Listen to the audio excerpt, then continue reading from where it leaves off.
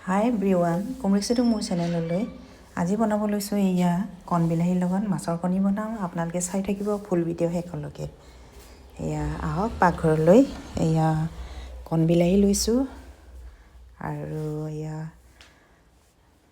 একদম লমালমে লাগি আছে আৰু এইখিনি মই তেল কেৰাহীত উঠাই দিলোঁ আৰু পিঁয়াজ এটা ভাজি ইয়াতে ধুনীয়াকৈ ভাজি ল'ম। ভাজাৰ পিছত দিছোঁ আদা নহৰু পেষ্ট আৰু হালধি, জিৰা, ধনিয়া গুড়ি আৰু কেঁচা জলকীয়া। সেইখিনি ধুনীয়াকৈ ভাজাৰ পিছত ইয়াতে নিমখ দিছোঁ সোৱাদ অনুযায়ী আৰু কণবিলাহী দিছোঁ। সেইখিনি ধুনীয়াকৈ ভাজি ল'ম মছলাখিনিৰ লগত। তো সিজিয়ে গৈছে।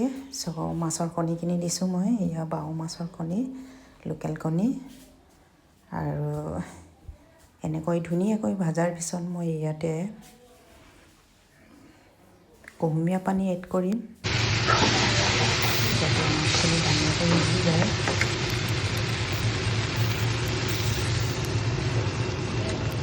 আপোনালোকে বাৰু খাইছেনে এনেকৈ? যদিহে খোৱা নাই খাই চাব। আৰু এয়া জালুক দিছোঁ। ধুনীয়াকৈ উতল অহাৰ লগে লগে মই আকৌ লৰাই দিছোঁ। সেইখিনি জোলখিনি অলপ কমাই দিম, গ্ৰেভি কৰি দিম।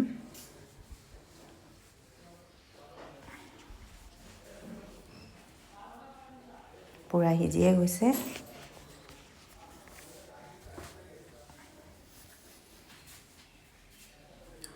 হৈয়ে গৈছে। মই ইয়াতে দিম এতিয়া ধনিয়া, লাষ্টত ধনিয়াখিনি দি দিম। এনেকৈ আজি মাছৰ কণীৰ লগত কণবিলাহী বনালোঁ। আপোনালোকে যদি ভিডিঅ'টো ভাল পায় লাইক, কমেণ্ট আৰু শ্বেয়াৰ এটা কৰি দিব। থেংক ইউ, ধন্যবাদ।